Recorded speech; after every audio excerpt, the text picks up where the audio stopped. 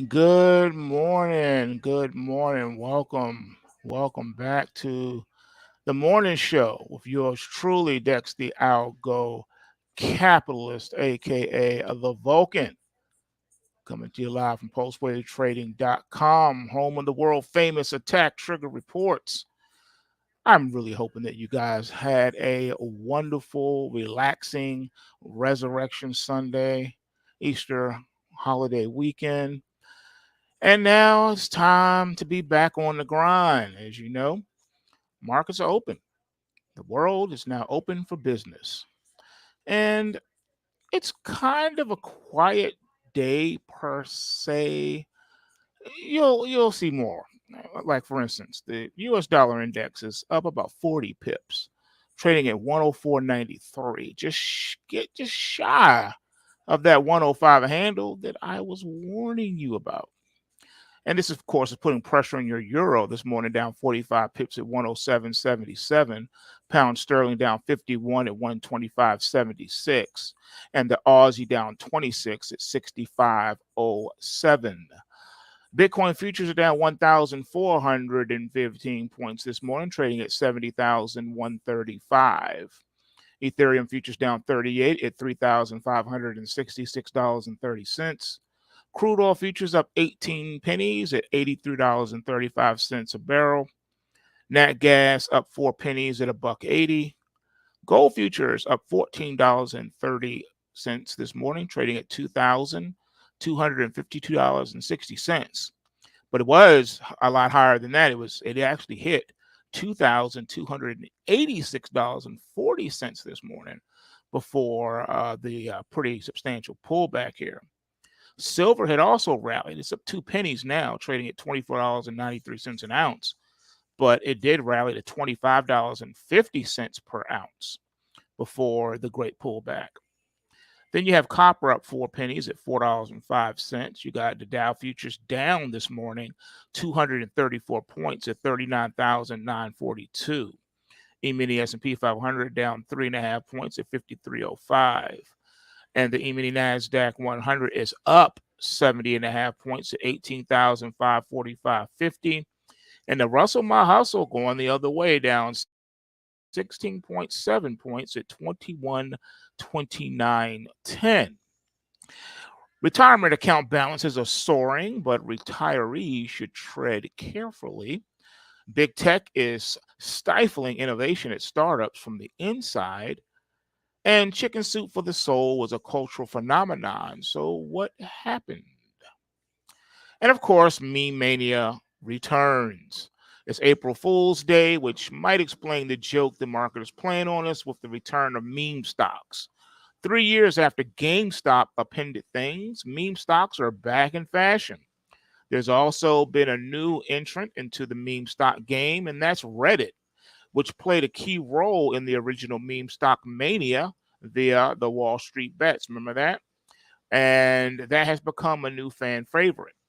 But how does one find a meme stock? Interactive broker Steve Sosnick identified three main criteria as compiled. And one thing you certainly don't have to worry about is the fundamentals.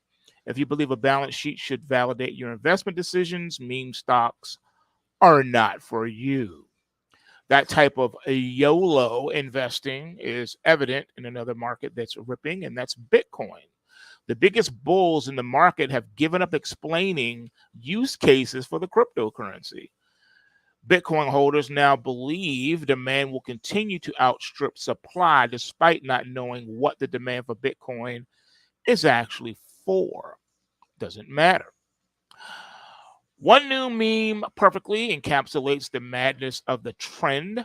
Former President Donald Trump's social media company, Trump Media and Technology Group, recently went public via a SPAC with losses of $49 million compared to revenue of just $3.4 million. The company's balance sheet isn't the type investors traditionally get excited about. But in meme stock land, balance sheets are for the birds. Add in the fact Trump has some of the most rabid supporters in the world, and you can see where this is going. Shares of Trump Media skyrocketed during its first few days of trading. Its market cap is now just shy of 8.4 billion. Even investing legend Bill Gross is getting in on the action. Trump Media doesn't technically qualify as a meme stock under Sosnick's criteria due to the amount of low short interest, but maintaining long-term support for a meme stock remains a tough nut to crack. The share price of AMC Entertainment, a retail trader favorite, has fallen below pre-meme stock levels. Bed Bath & Beyond, another meme stock, was liquidated last year. But it's never really been about long game for meme stock traders, and with the S&P 500 ripping this year up more than 10%, traders will continue to feel emboldened to make big bets. Now, the headline catch up for the day: River Danube cruise ship crashed after it was suddenly no longer able to maneuver. 17 passengers are reported injured. That's the second incident now with a boat. Are they trying to normalize this? Because this sort of thing really doesn't happen. You know what I mean? It's very suspect right now. Trump keeps pushing the limits of the gag order in his hush money case. It could land him in jail, legal experts say. Not. Robo-lawyer startup Do Not Pay did something almost unheard of in Silicon Valley. It paid a dividend. There are a ton of 401k millionaires for now. Retirement account balances are on the rise thanks to a booming stock market. But retiring early because your accounts look strong could come back to bite you, according to some experts. Hedge your bets. Speaking of playing a long game, it could be worth hedging your portfolio in case of a market downturn. There are four strategies some experts are pointing to protect yourself from selling off holdings to getting exposure to a volatility index. As the stock market hits record highs, some investors are concerned about a bubble. Valuations are stretched, crypto is booming, and to some, it feels like the S&P's recent gains are too far too fast. From AI to chicken wings, well, there's quite a lot to go over right now and to consume. Big Tech's inside job, Silicon Valley, was founded on the principle of rewarding innovation, but for the last decade, tech giants have been buying competing startups.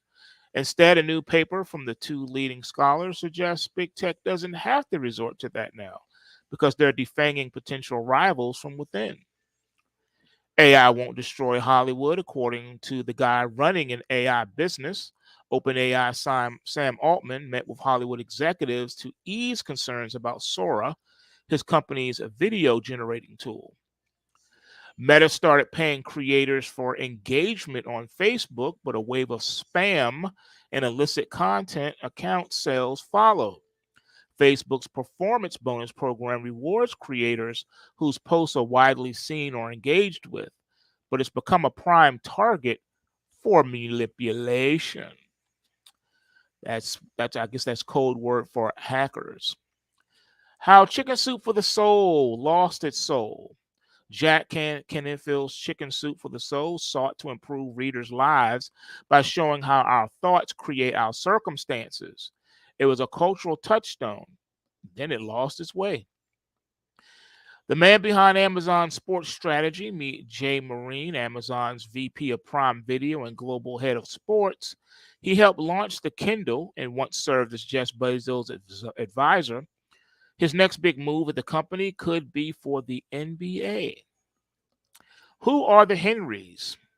To break down the demographics of America's Henrys, high earners, not rich yet, but they have net worths under $1 million. Okay. What's happening today? Secretary of State Anthony Blinken meets with French President Emmanuel Macron in Paris to discuss the conflicts in Ukraine and Gaza. And iHeartRadio Music Awards will be broadcast live on Fox. So not a whole lot going on. It's a typical Monday. But people are starting to get a little jittery. You know, they're talking about stock market bubbles. And as far as some people can tell, it's everywhere. And here is some stocks that they believe are questionable. So, as the stock market is hitting new record highs, some investors are concerned about a bubble.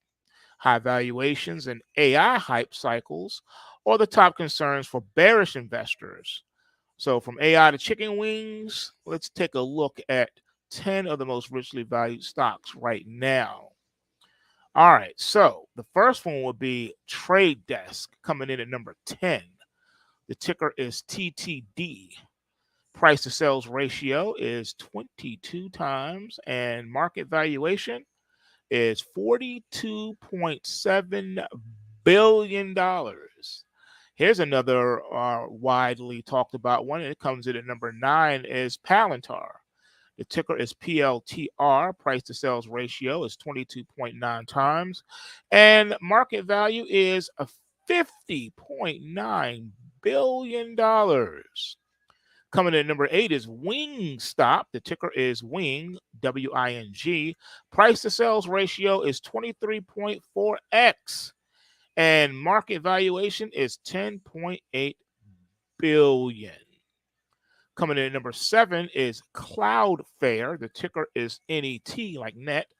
Price to sales ratio is 25.2x, and market valuation is 32.7 billion. Next, we have CrowdStrike, and the ticker on this one is CRWD. The price to sales ratio is 25.4 times, and market valuation is 77.5 billion. Coming in at number 5 is Legend Biotech. The ticker is LEGN. Price to sales ratio is 35.8 times, and market valuation is 10.2 billion. And coming in at number 4, I thought this would be number 1, but it's number 4, and that's Nvidia. Ticker is NVDA. Price to sales ratio is 37.1x, and market valuation is $2.26 trillion. You heard me right. Not one, but $2.26 trillion. Coming in number 3 is ARM Holdings. Ticker is ARM, like ARM. Price to sales ratio is 43.7x, and the market valuation is $128.5 billion. And coming in at number 2 is MicroStrategy. The ticker is MSTR. Price to sales ratio is 58.3x, and market value is 28.9 billion. And coming in at number 1 is Astra Labs. The ticker is ALAB. Price to sales ratio is 97.7x, and market valuation is $11.3 billion. Yep, these are the 10 most richly valued stocks right now. So I think that those are going to be the ones to start taking a hit. People taking profit, getting the heck out of Dodge, taking the money and running, living the trade another day, all that good stuff. Now, before we cut out today, there's another issue we need to talk about. People don't like to talk about things that go against a certain narrative in the United States, but we're going to talk about it today because it affects the markets and it affects the economy. What am I talking about? Commodities.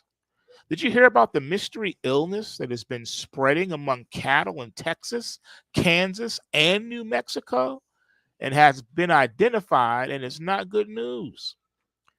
Officials have been greatly puzzled by a mystery disease that has been making dairy cattle in Texas, Kansas, and New Mexico very sluggish and has been causing them to produce much less milk.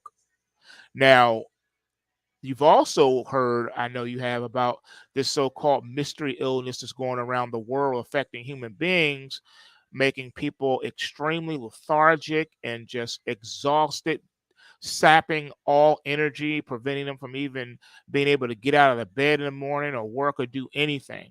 It's an actual disease, mystery illness that's been going around for the last 12 months, we'll say. And you don't hear a lot of press coverage on it. but you do from time to time hear little snippet commercials and stuff about it. So it's interesting that this is something that's affecting the cattle. You know what I mean? Did it come from the cattle? Very good question. So they decided to do some testing, and now the results are in, and it turns out that the mystery illness is actually the same strain of highly pathogenic avian influenza, HPAI, that's been in the US for 2 years. Again, only since the pandemic has it been in the US. How did it get here? See what I'm saying? Very, very interesting. The antennas should start going up. So, a mystery illness that impacted dairy herds in Texas Panhandle, New Mexico, and Kansas has a diagnosis, influenza A. The United USDA says genetic sequencing revealed it's the same strain of highly pathogenic avian influenza that's been in the U.S. for 2 years. And they say that the National Veterinary Services Laboratories detected influenza A in samples from several impacted herds in Texas, Kansas, and New Mexico. The virus is carried by wild waterfowl, which experts think is how the illness is spreading. So, wild waterfowl. But a lot of these herds are nowhere near water. They're nowhere near a beach, nowhere near an ocean, nowhere near a major lake or river. Again, we'll talk about New Mexico, Texas Panhandle, and the flatlands of Kansas. So, how is waterfowl getting into the beef herds? See what I'm saying? You see where I'm going with this? The experts did not think the bird flu would be a threat to dairy cattle. Unfortunately, the experts were wrong. Scientists were able to confirm the presence of the bird flu by testing samples of milk from sick cows.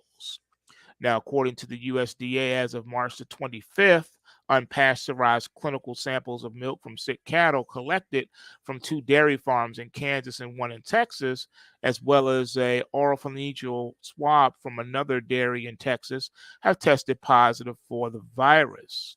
Okay. Now that bird flu has been identified as the culprit, dairy farmers are being urged to strictly implement all standard biosecurity measures. Now, it's interesting that this is affecting beef because, as you know, the World Economic Forum, they don't want you eating meat.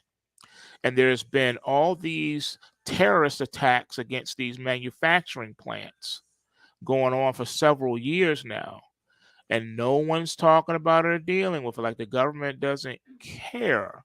You know they're aware of it, so it makes you wonder: is this nefarious? Is the World Economic Forum doing this to make it so that you can't eat meat, even if you can afford it and want to do it? There'll be none available because they're going to destroy all the manufacturing plants. And if that doesn't work, they'll just destroy the livestock. They'll make it so chaotic that no one will want to run the risk of even processing any more meat. You see how they use the Jedi mind trick there? So officials are strongly advising dairy producers to use all standard biosecurity measures. They note it's important for producers to clean and disinfect all livestock watering devices and isolate drinking water where it might be contaminated by waterfowl. Farmers are also being asked to notify their herd veterinarian if they suspect any cattle within their herd are displaying symptoms of this condition. I can't believe this is happening in the United States, especially at this time. So they claim that all the milk from the sick cows are being kept out of the food chain for now. Also, routine testing and well-established protocols for U.S. dairy will continue to ensure that only safe milk enters the food supply. In keeping with the federal Grade A pasteurized milk ordinance, or PMO, milk from sick cows must be collected separately and is not allowed to enter the food supply chain. This means affected dairy cows are segregated as a normal practice with any animal health concern, and their milk does not enter the food supply. Now, consumers in the United States and around the world can remain confident in the safety and quality of the U.S. dairy, the statement said. Well, we eventually get to a point when entire herds of dairy cows have to be killed in order to prevent the spread of the disease, right? Well, it's the logical conclusion to draw. Earlier this month, we learned that a goat in Minnesota has also tested positive for bird flu. A goat in Stevens County, Minnesota, has tested positive for highly pathogenic avian influenza, becoming the first U.S. detection of HPAI in a domestic ruminant. The goat contracted the virus after a poultry flock of the same premises was depopulated in February due to the virus. Following the confirmation of HPAI in the goat, the Minnesota Board of Animal Health quarantined all other species on the premises. The board said it's working with the USDA to investigate the transmission of the virus in this particular case. So it appears to be just a matter of time before the bird flu starts becoming a significant threat to humans as well. According to Dr. Chris Waltzer, dozens of mammalian species have already been infected. In January, Dr. Chris Waltzer, the Wildlife Conservation Society's executive director of health, in a statement said it H5N1 has infected over 150 wild and domestic avian species around the world, as well as dozens of mammalian species. The bird flu outbreak is the worst globally and also in U.S. history, with hundreds of millions of birds dead since it first turned up in domestic waterfowl in China in 1996. We better hope that the bird flu does not mutate into a form that can spread very easily among humans. Because according to NIH, bird flu can have a death rate of more than 50% in humans. As of November of 2022, 240 cases of human avian influenza A H5N1 virus have been confirmed from the Western Pacific region since 2003, with a case fatality rate of 56%. Now, a global bird flu crisis will be far worse than anything that we have experienced during the past several years. Just try to imagine the panic that would ensue if H5N1 were to start killing millions of people around the world. Hopefully, that will not happen anytime soon or ever. Yeah, but in case you are still on the fence, what about the article about a 21-year-old student in Vietnam that was killed by H5N1? A student in Vietnam has died of H5N1 bird flu, according to the country's Department of Preventive Medicine. The 21-year-old man developed symptoms of fever and a cough on March the 11th. A week later, he presented at Ninh Ho Medical Center in Vietnam's eastern Cana Ho province, where he was diagnosed with pneumonia and transferred to the Cana Ho General Hospital. The student tested positive for highly pathogenic avian influenza on March 20th, and further tests conducted 2 days later at the Ninh Tang Pasteur Institute showed the patient was infected with the H5N1 subtype. Let us pray that this was just an isolated incident. Meanwhile, other pestilences continue to spread all over the world. For example, dengue fever has become a major problem in Brazil, and now government officials in Puerto Rico have declared a dengue fever epidemic. On Monday, government leaders in Puerto Rico declared a dengue epidemic after a spike in cases of the mosquito borne disease hit the island. From the start of the year through March the 10th, there were 549 cases, including 341 hospitalizations and 29 severe cases. According to the most recent data provided by the Puerto Rico Department of Health, cases are concentrated in cities including San Juan, the Bahaman, and the Guantanamo in Carolina. This is something to think about, folks. Global pestilences, is a big deal and something to be concerned about and to be watchful of. Bird flu has already killed hundreds of millions of birds, and now it's spreading in mammals. A widespread bird flu outbreak among humans would have the potential to be absolutely catastrophic. And so we want to watch this story very, very closely. All right. You don't want to take that very lightly. Not at all. Ever since the global pandemic thing started, People have been more and more aware now of, pathogens, things of that nature. So, yeah, it's one of those things, man. You just have to be careful, you know, and hopefully it won't come to that. All right, so that's all we got for today. We're watching some other stories in the making. Um, Not a lot of government reports or anything like that. We're pretty much past all the big stuff to start the year off with. So the markets are pretty much wide open to do what it is that they're going to do without anything really being in the way. So I'm watching to see how the markets close today. Today's close will be of great importance, and that's in the majority of the markets. For one, it's going to be important because this is the first trading day of the second quarter. We ended the first quarter already, so now we're starting the second quarter. So this is going to be a very important time. Markets need to show that they can stabilize here and maintain some type of decency and order. Anything short of that, and there will be problems. Okay, so you need to be very aware of what's going on. All right, there is a lot going on. All right, and not everything is going to make the news across the wires in a timely fashion.